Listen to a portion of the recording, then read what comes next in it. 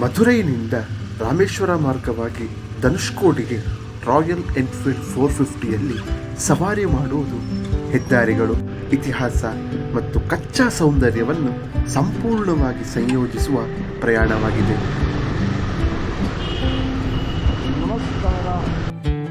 ನಾನು ನಿಮ್ಮ ಆದಿತ್ಯ ಕೃಷ್ಣ. ನನ್ನ ವಾಹಿನಿಯಾದ ಆದಿತ್ಯಾಸ್ ಒಡಿಸ್ಸಿ ಡೈರೀಸ್ಗೆ ಸ್ವಾಗತ.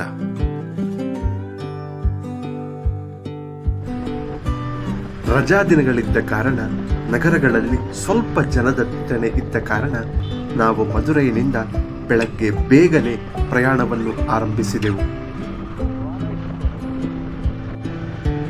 ಸೂರ್ಯೋದಯವು ಆಕಾಶವನ್ನು ಚಿತ್ರಿಸಿದ ನಂತರ ನಾವು ನಮ್ಮ ಸವಾರಿಯನ್ನು ಪ್ರಾರಂಭಿಸಿ ಬೆಳಗಿನ ಬೆಳಕು ನಮ್ಮನ್ನು ನಗರದಿಂದ ಹೊರಗೆ ಕರೆದೊಯ್ಯುತ್ತಿತ್ತು ಮತ್ತು ಮುಂದಿನ ಪ್ರಯಾಣಕ್ಕೆ ಸೂಕ್ತವಾದ ಮನಸ್ಥಿತಿಯನ್ನು ಸೃಷ್ಟಿಸಿತು.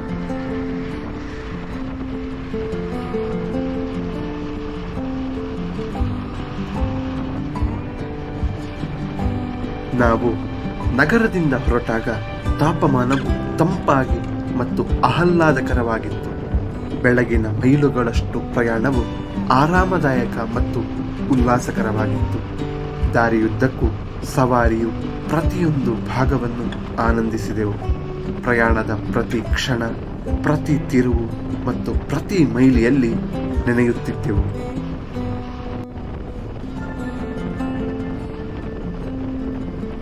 ಪರಮಗುಡಿ ಮತ್ತು ರಾಮನಾಥಪುರಂ ಮೂಲಕ ಹೋಗುವ ತೆರೆದ ರಸ್ತೆಗಳೊಂದಿಗೆ ಸವಾರಿಯು ಮಧುರೈನಿಂದ ಪ್ರಾರಂಭವಾಗುತ್ತದೆ.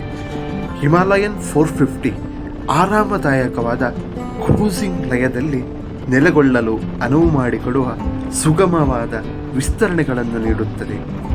ಐಕಾನಿಕ್ ಪಂಬನ್ ಸೇತುವೆಯನ್ನು ದಾಟುವುದು ಒಂದು ಪ್ರಮುಖ ಅಂಶವಾಗಿದೆ.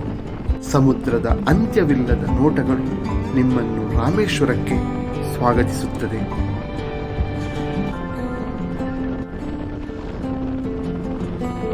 ರಾಮೇಶ್ವರವು ಆಧ್ಯಾತ್ಮಿಕ ಶಕ್ತಿ ಮತ್ತು ಕಡಲಿನ ಮೋಡಿಯಿಂದ ತುಂಬಿದ ಪಟ್ಟಣವಾಗಿದೆ.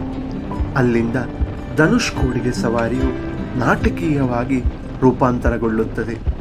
ಸುಸಜ್ಜಿತ ರಸ್ತೆಗಳು, ಮರಳಿನ ಹಳಿಗಳು ಮತ್ತು ಬಲವಾದ ಸಾಗರ ಗಾಳಿಗೆ ದಾರಿ ಮಾಡಿಕೊಡುತ್ತವೆ.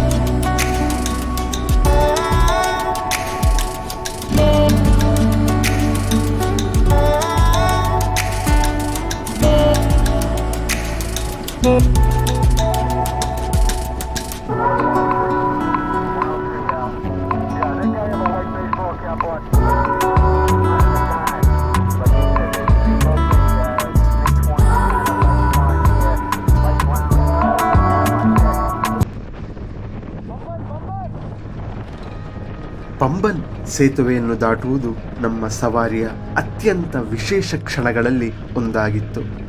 ಕೇವಲ ನೋಟಗಳಿಗೆ ಮಾತ್ರವಲ್ಲ, ಅದು ಹೊಂದಿರುವ ಇತಿಹಾಸಕ್ಕೂ ಸಹ ತಲೆಬಾಗಲೇಬೇಕು. 1914ರಲ್ಲಿ ನಿರ್ಮಿಸಲಾದ ಈ ಐಕಾನಿಕ್ ಸೇತುವೆ ಭಾರತದ ಮೊದಲ ಸಮುದ್ರ ಸೇತುವೆಯಾಗಿದ್ದು, ಮುಖ್ಯ ಭೂಭಾಗವನ್ನು ರಾಮೇಶ್ವರಂಗೆ ಸಂಪರ್ಕಿಸುತ್ತದೆ ಮತ್ತು ದಶಕಗಳ ಗಾಳಿ, ಅಲೆಗಳು ಮತ್ತು ಚಂಡಮಾರುತಗಳ ವಿರುದ್ಧ ಬಲವಾಗಿ ನಿಂತಿದೆ. ಎರಡೂ ಬದಿಗಳಲ್ಲಿ ಅಂತ್ಯವಿಲ್ಲದೆ ವಿಸ್ತರಿಸಿರುವ ಸಮುದ್ರ ಮತ್ತು ಬಲವಾದ ಕಡಲ ಗಾಳಿ ನಮ್ಮನ್ನು ಹೊಡೆಯುವ ವಿಶಾಲವಾದ ನೀಲಿ ನೀರಿನ ಪಕ್ಕದಲ್ಲಿ ಸವಾರಿ ಮಾಡುವುದು ಅವಾಸ್ತವಿಕವೆನಿಸಿತು. ಐತಿಹಾಸಿಕ ಪಂಬನ್ ಸೇತುವೆಯನ್ನು ದಾಟಿದ ನಂತರ ನಾವು ಅಂತಿಮವಾಗಿ ರಾಮೇಶ್ವರಂ ತಲುಪಿದೆವು. ಶಾಂತ ಕಡಲ ಗಾಳಿ, ದೇವಾಲಯದ ಪಟ್ಟಣದ ಕಂಪನಗಳು ಮತ್ತು ನಿಜವಾಗಿಯೂ ವಿಶೇಷವಾದ ತಾಣವನ್ನು ತಲುಪಿದ ಭಾವನೆಯಿಂದ ಸ್ವಾಗತಿಸಲ್ಪಟ್ಟೆವು. ಹೋಟೆಲ್ನಲ್ಲಿ ಚೆಕ್ ಇನ್ ಆದ ನಂತರ ಯಾವುದೇ ಸಮಯವನ್ನು ವ್ಯರ್ಥ ಮಾಡದೆ ನಾವು ತಕ್ಷಣ ಸಜ್ಜಾಗಿ ನೇರವಾಗಿ ಧನುಷ್ಕೋಟಿಯತ್ತ ಸವಾರಿ ಮಾಡಿದೆವು.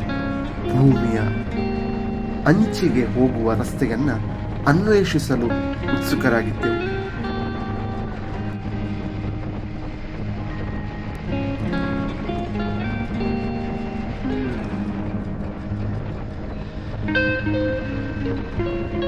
ಧನುಷ್ಕೋಡಿ ಇತಿಹಾಸ ಮತ್ತು ನಿಗೂಢತೆಯಿಂದ ಕೂಡಿದ ಸ್ಥಳವಾಗಿದೆ. ಒಂದು ಕಾಲದಲ್ಲಿ ಜನನಿಬಿಡ ಪಟ್ಟಣ ಮತ್ತು ಪ್ರಮುಖ ಯಾತ್ರಾ ಕೇಂದ್ರವಾಗಿದ್ದ ಇದು 1964ರಲ್ಲಿ ವಿನಾಶಕಾರಿ ಚಂಡಮಾರುತದಲ್ಲಿ ಸಂಪೂರ್ಣವಾಗಿ ನಾಶವಾಯಿತು. ಅದರ ಹಿಂದಿನ ಕಥೆಯನ್ನು ಹೇಳುವ ಅವಶೇಷಗಳನ್ನು ಮಾತ್ರ ಬಿಟ್ಟು ಹೋಯಿತು. ಇಂದು ಹಳೆಯ ಕಟ್ಟಡಗಳ ಅವಶೇಷಗಳು, ಕೈಬಿಟ್ಟ ರೈಲ್ವೆ ನಿಲ್ದಾಣ ಮತ್ತು ಶಾಂತ ಕಡಲ ಅಲೆ ಧನುಷ್ಕೋಡಿಯನ್ನು ಕಾಲದಲ್ಲಿ ಹೆಪ್ಪುಗಟ್ಟದ ಸ್ಥಳದಂತೆ ಭಾಸವಾಗಿಸುತ್ತದೆ.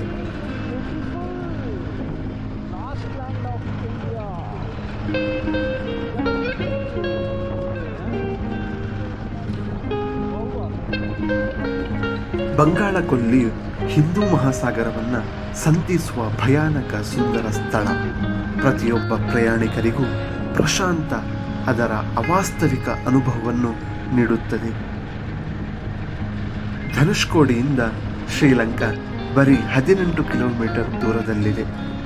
ಆದರೆ ಈ ಪ್ರದೇಶದಿಂದ ಶ್ರೀಲಂಕಾ ಹೋಗಲು ಸಂಪೂರ್ಣ ಅನುಮತಿ ನಿಷಿದ್ಧ.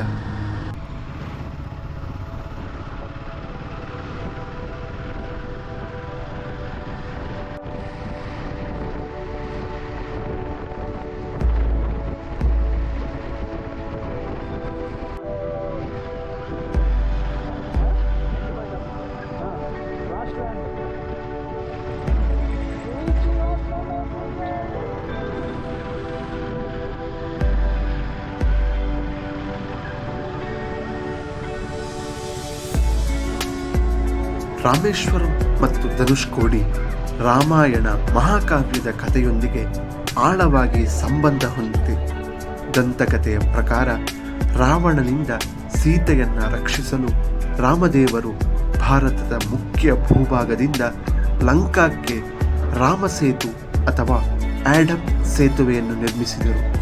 ಧನುಷ್ಕೋಡಿ ಸೇತುವೆ ಪ್ರಾರಂಭವಾದ ಸ್ಥಳ ಎಂದು ನಂಬಲಾಗಿದೆ ಮತ್ತು ಇಂದಿಗೂ ಮರಳು ಮತ್ತು ಅವಶೇಷಗಳು ಈ ಪ್ರಾಚೀನ ಮಹಾಕಾವ್ಯದ ಕಥೆಗಳನ್ನು ಬಿಸಿಗುಟ್ಟುತ್ತವೆ.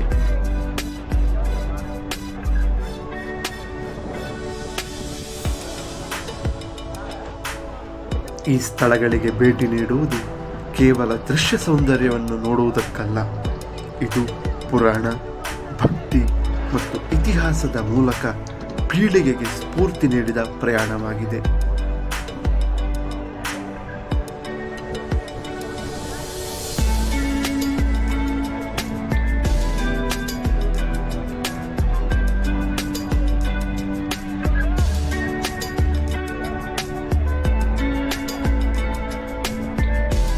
ಅಲ್ಲಿ ಹಿಮಾಲಯನ್ 450 ನಿಜವಾಗಿಯೂ ಅದರ ಸ್ಥಿರತೆ ಮತ್ತು ಅಮಾನತುಗಳೊಂದಿಗೆ ಹೊಳೆಯುತ್ತದೆ. ಒಂದು ಬದಿಯಲ್ಲಿ ಬಂಗಾಳ ಕೊಲ್ಲಿ ಮತ್ತು ಇನ್ನೊಂದು ಬದಿಯಲ್ಲಿ ಹಿಂದೂ ಮಹಾಸಾಗರದಿಂದ ಸುತ್ತುವರೆದಿರುವ ಧನುಷ್ಕೋಡಿ. ಕೈಬಿಟ್ಟ ಅವಶೇಷಗಳು, ಮುಟ್ಟದ ಕಡಲ ತೀರಗಳು ಮತ್ತು ಬೆರಗುಗೊಳಿಸುವ ದಿಗಂತಗಳೊಂದಿಗೆ ಈ ಸವಾರಿಯನ್ನು ಕೇವಲ ಪ್ರಯಾಣವಲ್ಲ, ಆದರೆ ಸ್ವಾತಂತ್ರ್ಯ, ಸಾಹಸ ಮತ್ತು ಜೀವನದ ಮರೆಯಲಾಗದ ಅನುಭವವನ್ನಾಗಿ ಮಾಡುತ್ತದೆ.